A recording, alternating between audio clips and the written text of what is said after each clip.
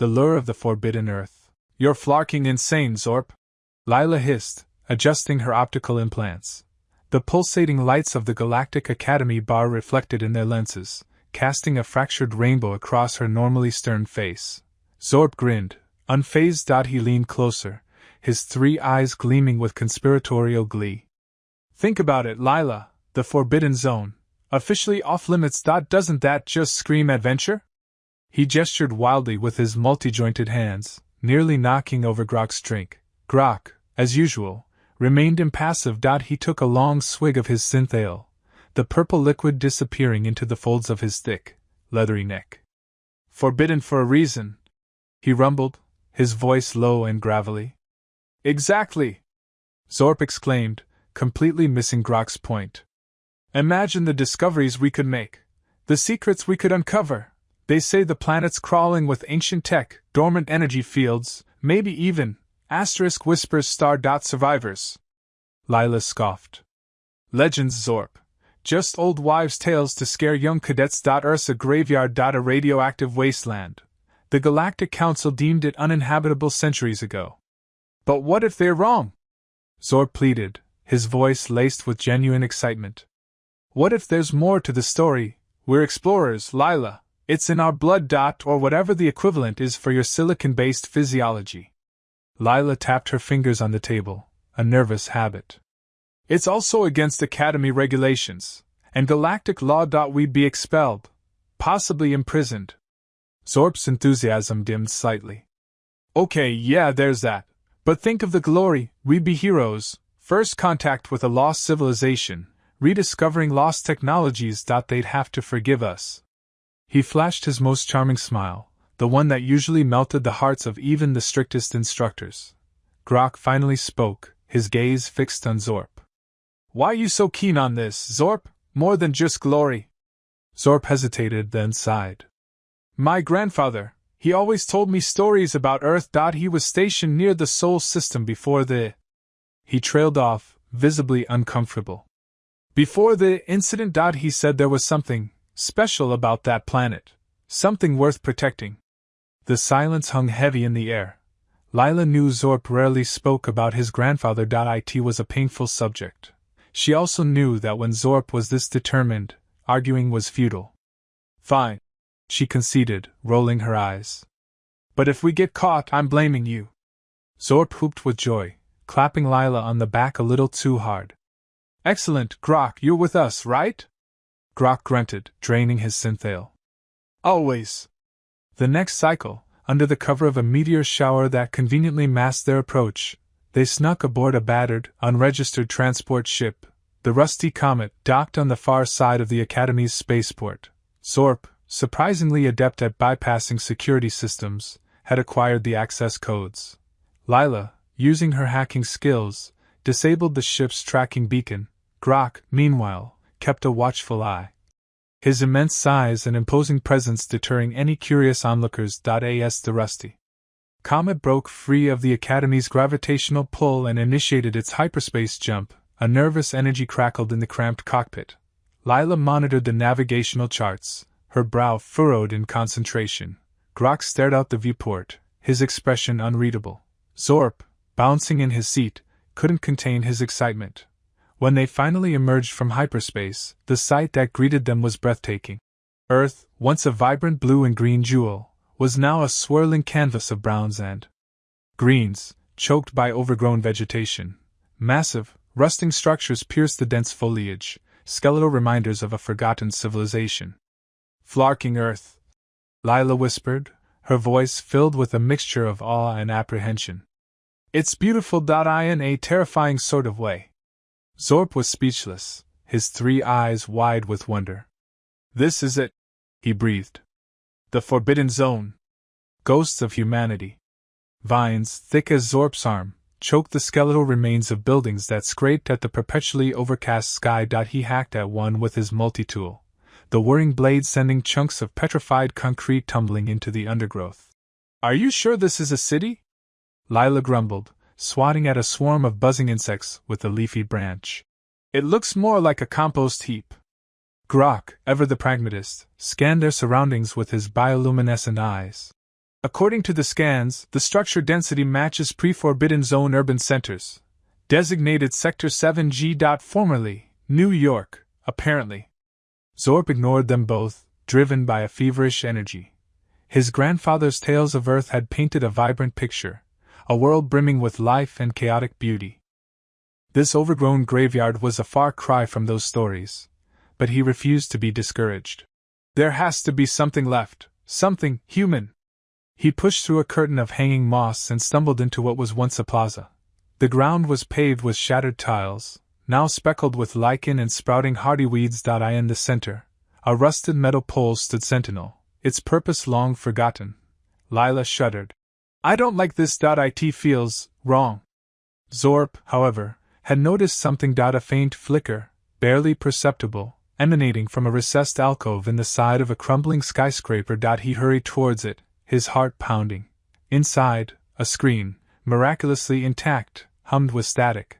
With a few deft adjustments to his multi-tool, he managed to stabilize the signal. A grainy image flickered to life, showing a group of humans laughing around a table laden with food. The colors were impossibly bright, the scene radiating warmth and joy. Look! He exclaimed, gesturing for Lila and Grok to join him. They watched in stunned silence as the recording played, a snapshot of a long-lost era. People rushed through bustling streets, vehicles zipped through the air, and skyscrapers pierced the clouds, shimmering in the sun. It was a world of unimaginable energy and vibrancy, a stark contrast to the desolate landscape surrounding them. They were so alive! Lila whispered, her voice laced with disbelief. The broadcast ended abruptly, replaced by a wall of static.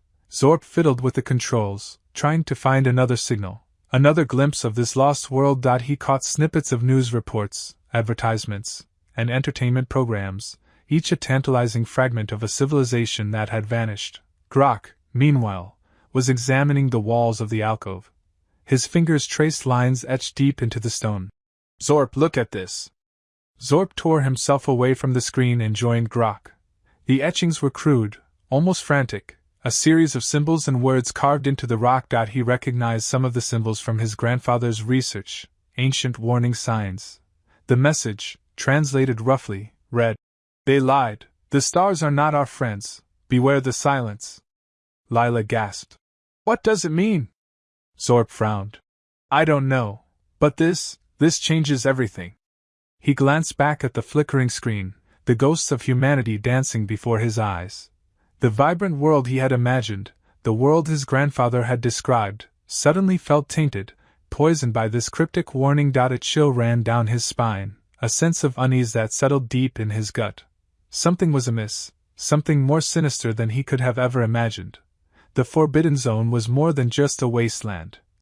It was a tomb, and within that tomb, the dead were trying to speak, echoes. In the dark, heat shimmered above the parched ground, a visual analog to the feverish anticipation gripping Zorp. His claw tapped the scanner screen, zeroing in on a subsurface anomaly, a vibrational signature utterly alien. There! I knew it! Something's down there! Lila batted at a buzzing insectoid, her patience frayed. Another sinkhole, Zorp! That's all we've unearthed for cycles. This quadrant is a dead end. Grok, ever practical, deployed a sensor drone. Atmosphere stable. Negligible radiation. Suggests constructed containment. The drone zipped toward the anomaly, transmitting images to the display on Grok's forearm. The entrance was a hairline fracture in the landscape, almost perfectly masked by the shifting dunes. A metal plate, eaten by time but undeniably manufactured, lay partly submerged in the sand. Zorp, heedless of Lila's warnings about ground instability, started excavating with gusto. He exposed a sequence of interlocked plates, uncovering a shadowed, rectangular breach. Ventilation shaft, Grok reported, after a quick analysis. And power lines, inert, but functional. Zorp's multifaceted eyes brightened. Inert is merely a challenge pending. He produced a multi-tool kit, selecting a device with intricate probes. Stand clear. If I can crack the security. Lila backed away, grumbling about Zorp's recklessness. Grok remained vigilant, monitoring the building energy fluctuations. Zorp worked with intense focus, his nimble pincers manipulating the archaic tech with surprising grace. A faint electrical thrum filled the air, crescendoing gradually. The plates vibrated, then ground open with a shriek that echoed across the desolate expanse. An abyss opened below. A stale, metallic miasma drifted upwards, carrying the faintest ghost of forgotten things. Power restored, Grok stated, a note of astonishment in his voice. Minimal output, but systems initializing. A delicate green light sparked to life within the shaft, then another, and another, until a filigree of luminescent pathways illuminated the chasm. The lights pulsed in a steady rhythm, painting the faces of the 3 students with spectral shadows. Automated systems, Lila whispered, her apprehension palpable. What kind? As if summoned by her question, a low growl resonated from the facility's bowels. A robotic arm, its joints protesting with age, lurched into motion from a nearby recess. It swept the opening, its optical sensor blinking wildly. Authentication required. A synthesized voice rasped from a concealed speaker. State your identity. Zorp, momentarily taken aback, regained his composure. Zorp. Identity, Explorer. We are here for research purposes. The robotic arm paused. The synthesized voice responded, toneless and impassive. Identity not recognized. Unauthorized incursion detected. Initiating defense protocols. A section of the wall receded, revealing a lightless corridor. Too small, hovering drones emerged, their weapon arrays glowing with a menacing crimson light. Well, Lila observed, her voice strained. That's just great. The Noospheric Collective. Zorp bounced on the balls of his pseudopods, a low hum of anticipation vibrating through the metal floor.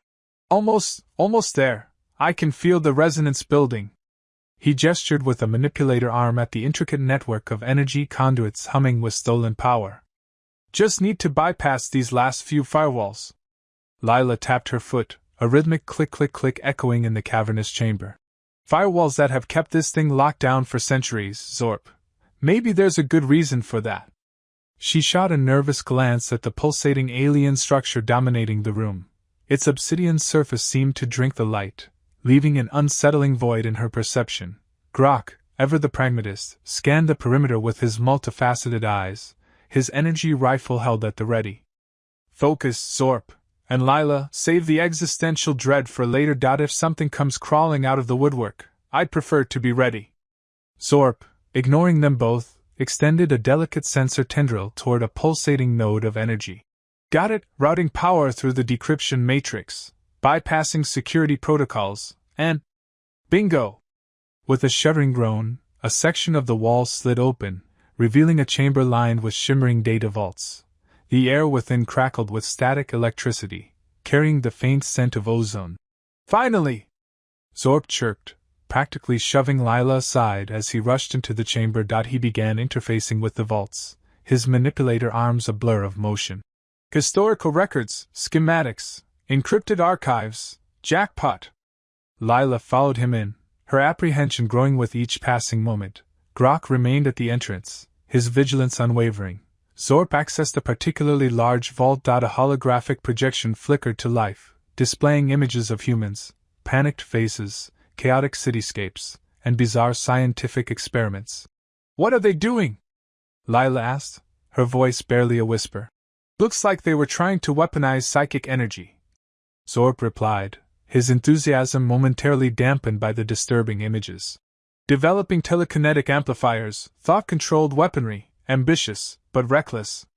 The projection shifted, showing grainy footage of scientists huddled around a complex device, muttering incantations and channeling raw psychic energy. Then, a blinding flash of light, followed by nothing, just static. What happened? Lila pressed. Zorp accessed another file. The Noospheric Collective. He read aloud, his tone now laced with a hint of unease.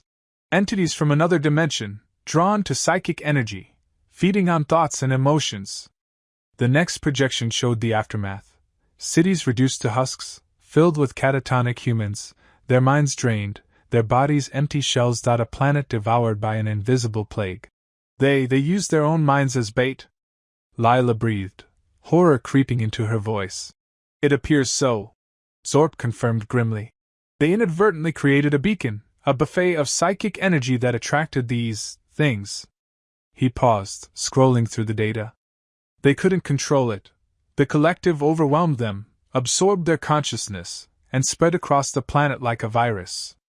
Grok, who had been listening intently, lowered his rifle slightly. So that's why Earth is the forbidden zone, not because of weapons, but because of psychic parasites. Zorb nodded slowly, his usual exuberance replaced by a chilling understanding. The noospheric collective, they're still here, dormant, perhaps, but waiting, and if we reactivate this structure. He trailed off, leaving the unspoken question hanging in the air. The obsidian structure pulsed once more, a silent invitation, a siren song calling out to the abyss. Contamination. Lila felt the chill first, a prickling on her skin that had nothing to do with the temperature. It was deeper than that, a coldness that seeped into bone. She watched Zorp's multiple hands fly across the ancient console, his usual bubbly enthusiasm replaced by a furrowed brow and a rapid clicking of mandibles. The protocols are unusual, he stammered, his voice modulator struggling to keep up. Designation: Forbidden Zone, Code Alpha Omega. Containment: Psychic Vector. Psychic Vector? Lila frowned, her stomach twisting. Containment? You mean like a quarantine? Zorb nodded slowly, his gaze glued to the flickering symbols on the screen. But not biological. The designation refers to anomalous thought patterns, unstable, empathic resonance. He pulled up a string of images, grainy scans of human brains, shimmering with chaotic energy fields. Mathematical equations danced across the screen, attempting to quantify the immeasurable, the intensity of grief, the sharpness of rage, the blinding ecstasy of love. Lila recoiled. It wasn't a virus they were running from, not bacteria or some alien spore. It was us. Our thoughts. Our feelings. Earth is quarantined because we're psychically toxic? She whispered, the words tasting like ash in her mouth. Zorp confirmed. The data suggests humanity reached a critical threshold of psychic activity. These facilities were erected to suppress and monitor. Grok shifted his weight near the entrance, his weapon held at the ready. He was silent, but Lila could feel his unease radiating outwards like heat from a furnace. Suddenly, a high-pitched whine filled the air, building into an ear-splitting shriek. The lights flickered violently, throwing grotesque shadows across the room. Zorp cried out, his tentacles flailing. The primary beacon! He shrieked. It's activating! I can't shut it down! Lila watched in horror as a beam of pure energy shot upwards from the central spire, piercing through the dilapidated roof and disappearing into the inky blackness of space. A distress call. A signal. A beacon to what? What have we done? Lila asked, her voice a strangled whisper. The answer came not in words, but in a wave of nausea that washed over her. The other students, scattered throughout the facility, began to cry out. Some collapsed, clutching their heads. Others stared blankly ahead, their eyes wide with terror. Hallucinations, Zorp said, his voice trembling. Amplified emotions. The facility is destabilizing their mental shields. The beacon. It's drawing something. Lila stumbled, her vision blurring. She saw flashes of grotesque images, writhing bodies, faces contorted in unimaginable pain, landscapes warped and twisted into nightmarish visions. The air thickened, heavy with a sense of impending doom. This wasn't just a quarantine anymore. It was a prison, and they had just announced their presence to the jailer. The Martian's gift. Zorp's bioluminescent scales flared a frantic orange, casting jittery shadows across the console. Something's wrong. The readings are spiking. Off the charts. We need to do something now. His usually steady tentacles trembled as he manipulated the controls, a series of rapid clicks and whirs echoing in the cramped space. Lila clutched her head. A low, insistent hum resonated in her skull, a discordant frequency that vibrated against her very thoughts. It's inside my head, she whispered, her voice tight with rising panic.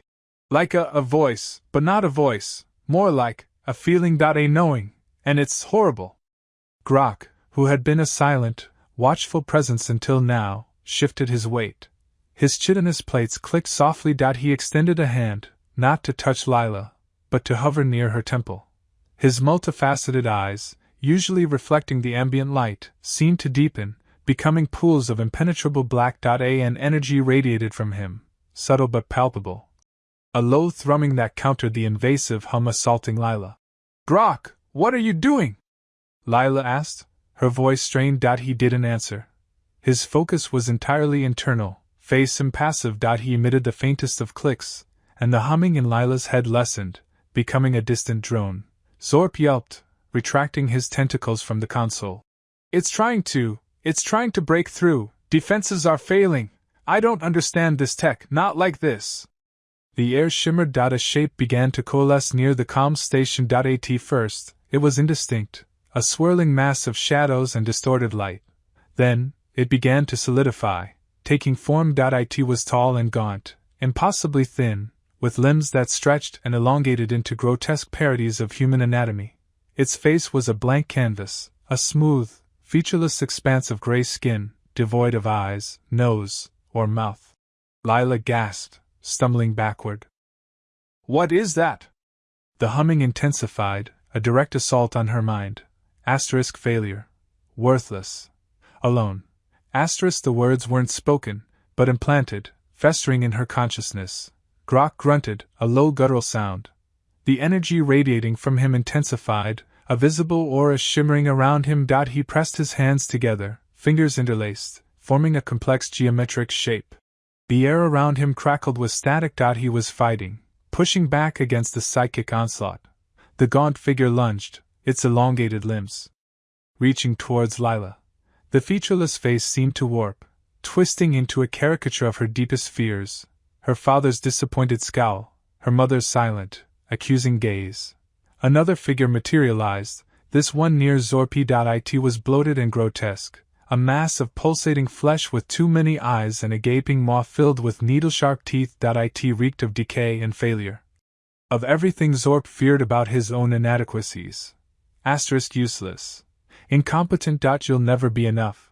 The thoughts hammered at his mind, overwhelming him, making his tentacles tremble uncontrollably. He could barely keep his grip on the console. Grok's brow furrowed, his plates groaning under the strain.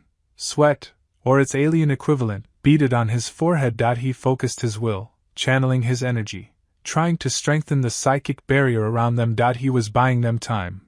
But for how long? The collective was adapting. Learning, probing for weaknesses. This was only the beginning. The gift that had remained dormant for so long had been awakened, and with it, the nightmare had truly begun. Echoes of war. Alarms blared, not the calm, regulated alerts of drills, but shrieking, chaotic cries that bounced off the metallic walls, each pulse a hammer blow against Zorp's skull. His multi-jointed fingers blurred across the console, lines of code scrolling past in a frantic, futile dance. "Shields collapsing, they're bypassing everything!" Lila screamed, a high-pitched, keening sound that sliced through the cacophony. She clutched her head, eyes squeezed shut. "Stop it! Get out of my head!"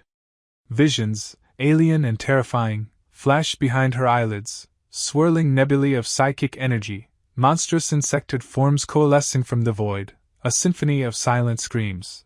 The collective was inside her, planting their will like parasitic seeds. Grok, face contorted in concentration, stood between them and the breached doorway. His own psychic shields flickered, iridescent and strained. As he fought to deflect the worst of the assault, sweat beaded on his brow. "Lila, focus! Zorp, what's happening?" His voice was a low growl, vibrating with barely contained power. They're using our own minds against us." Zorp stammered, his usually precise speech fractured and panicked. "The neural nets, the training protocols, they've weaponized everything we learned." He slammed a fist on the console, a dent appearing in the metal. "There's nothing I can do!" Suddenly, a section of the wall shimmered, revealing a hidden panel, untouched for centuries. A holographic inscription flickered to life. Project Genesis. Beneath it, in archaic Terran script, the chilling words, in extremis. Grok felt a surge of something primal, instinctive, a resonance with the ancient technology. He reached out, his hand passing through the hologram. The panel slid open, revealing a single device. A metal sphere, pulsing with a faint, internal light. "What is it?" Lila whispered, her voice trembling, the alien visions momentarily receding. Zorp stared, his jaw slack. That's the original weapon. Before starships, before energy cannons, before they understood the true nature of the collective. A focused burst of psychic energy, designed to sever their connection to Earth. Grok picked up the sphere. It hummed in his hand, a low thrum that resonated deep within his bones. "It's raw, untamed, and incredibly dangerous. But it could work," Lila said, a flicker of hope igniting in her eyes. "It's our only chance." Zorp swallowed hard. "The collective's influence, it's a network, like roots in the soil. If we cut the main root here, maybe we can starve the others." "The risk," Grok said, his gaze fixed on the sphere, "is that it could overload our own minds. The backlash, it could shatter us." Lila straightened, her terror replaced with a grim determination. "We don't have a choice. We use it, now?" Grok nodded, his decision made. He knew the risks, the potential for annihilation. But he also knew that standing still meant certain enslavement. He turned to Zorp. "Can you calibrate it, focus the energy, minimize the collateral damage?" Zorp, his panic momentarily subdued by the urgency of the situation, nodded. I can try, but I'll need time and protection." Grok looked at Lila, his eyes filled with a silent understanding. The fate of Earth, of humanity, rested on their shoulders, on the choices they made in this desperate moment. He activated his psychic shields, reinforcing them with every ounce of his will. "Then let's get to work." Severance. Grok closed his eyes, the metallic tang of the facility air thick on his tongue. He reached out, tendrils of his consciousness unfurling, probing the cold, humming machinery. He wasn't just touching it, he was becoming it, the ancient circuits singing a forgotten language in his mind. The collective's assault intensified, a barrage of fragmented thoughts and images hammering at his psychic shields. He saw cities crumbling, stars dying, all filtered through a lens of overwhelming despair. He grit his teeth, pushing back, a wave of pure, defiant will. "Hurry!" he roared, his voice strained but laced with newfound authority. "They're trying to overwhelm me. I need you to focus the energy." Lila screamed, clutching her head. Visions clawed at her, images of her home planet reduced to dust, her family, gone. The collective was showing her her greatest fears, twisting them, amplifying them until they threatened to shatter her mind. I can't focus," she gasped, tears streaming down her face. Zorp, his normally vibrant green skin paling to a sickly yellow, scrambled at the control panel. Numbers swam before his eyes, meaningless symbols dancing in the psychic storm. "The energy matrix is fluctuating. I can't get a stable lock. It's like they're jamming us from the inside." Grok felt the pressure building. The collective was relentless, a tidal wave of psychic force threatening to drown him. He visualized the weapon, not as cold metal and intricate wiring, but as a channel, a conduit for the raw, untamed energy of the planet itself. He was Earth's bulwark, a psychic barricade against the encroaching darkness. He wrestled with the weapon's controls, translating the ancient symbols into directives, shaping the chaotic energy into a focused beam. "Lila, you have to fight it!" Grok shouted, his voice echoing in the chamber. "Think of something strong, something real." Lila squeezed her eyes shut, focusing on the image of the bioluminescent forests of her home, the gentle hum of the crystalline trees, the laughter of her children. It was a fragile shield against the onslaught, but it held. With a shaky hand, she reached out and adjusted a dial on the control panel, a flicker of defiance in her eyes. Zorp, emboldened by Lila's resistance, dove back into the recalibration. Sweat dripped from his antennae as he wrestled with the controls, his fingers flying across the panel. He bypassed safety protocols, rerouted power conduits, pushing the weapon to its absolute limit. Almost there," he yelled, his voice cracking with desperation. Grok felt the weapon surge with power, a torrent of energy coursing through his veins. He focused his will, channeling the collective's attack back at them, amplifying their own despair, their own fear, their own corrosive negativity. It was a dangerous gamble, but it was their only chance. Now! He bellowed, unleashing the focused burst of psychic energy. The chamber shimmered, the air crackling with raw power. A beam of pure, white light erupted from the weapon, piercing the psychic barrier that surrounded the facility. The collective's assault faltered, their fragmented thoughts dissolving into incoherent whispers. For a moment, there was silence, a profound, unsettling emptiness. Then, a deafening roar of psychic pain echoed through the void as the connection was severed. The silent warning. Fractured visions dissolved, a riot of color collapsing into drab uniformity. Lila cried out, hands clamped to her temples as the echoes, a cacophony of placid, self-approving thoughts that had nearly consumed her, ebbed away, leaving a desolate psychic landscape. She blinked, the sterile gray of the core chamber snapping back into focus. Zorp, his delicate limbs a whirlwind of activity, fought to tame a volatile energy matrix. Snapping discharges punctuated his efforts as he rerouted power flows, pushing the venerable device beyond its safe operating range. Almost out there, he grunted, his voice tight with exertion. He was struggling to undo the insidious collective's meddling. Grok, still tethered to the weapon's neural link, remained disturbingly immobile. Lila's hope faltered, until she detected a minute tremor in his shadowed eyes. He was locked in a silent, internal struggle against an enemy beyond the physical realm. Grok, can you hear me? Lila's voice trembled, barely audible. A nearly imperceptible nod rewarded her plea. Intrusion, fading. Zorps, adjustments, holding. Each word scraped against his throat, a monumental effort. The ensuing silence was a crushing weight. The absence of the collective's psychic pressure left an aching emptiness where conviction had once reigned. Lila felt untethered, adrift in the sudden hush. Zorp finally straightened, his bioluminescent markings flickering faintly. Stabilized, for now, but the stress. He shook his head grimly.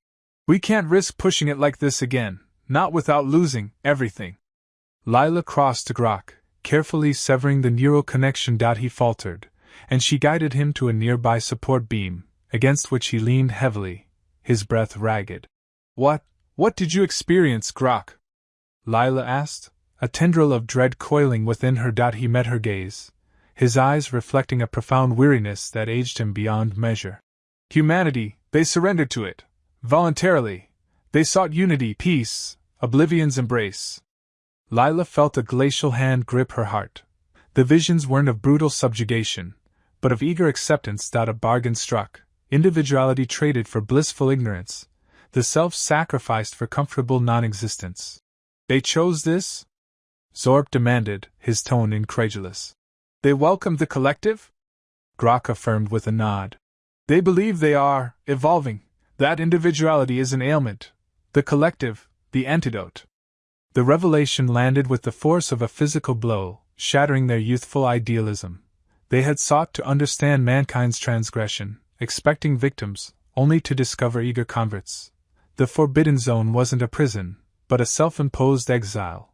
Lila surveyed the chamber, the weapon they had so desperately sought to control, a mute testament to humanity's ambition and ultimate failure. Profound disillusionment washed over her. It wasn't a war at all, more like a mutually agreed upon extinction. We must leave, she declared, her voice resolute despite the inner turmoil. We have to return and inform the council. Zorp nodded slowly. But what will we say? How can we articulate this? How do we caution against the choice that others might find preferable to freedom? Grok straightened, pushing away from the strut. We speak the truth, the complete truth. But this weapon remains our secret. If its existence became known, its power to control. He shuddered. The temptation would overwhelm them. They would seek to cure the rest of the galaxy. Lila studied Grok, then Zorp. He was right. The universe wasn't ready for this revelation. The potential for misuse, for the violent imposition of this warped ideal, was too horrific to contemplate. They departed Earth in silence, the planet receding behind them, a tacit warning imprinted on their minds. The once vibrant blue sphere, a symbol of hope and potential, was now a haunting memento of Oblivion's seductive call. They would relate their findings to the Council, but they would omit the weapon. the power it offered, and the totality of humanity's choice. They would stress the hazard, the psychic contagion, but veil the core truth. The fate of the galaxy might hinge on their prudence. Forever altered, they bore the weight of their discovery, the secret of the collective, and the chilling awareness that sometimes, the gravest threat to liberty isn't oppression, but the beguiling promise of oblivion.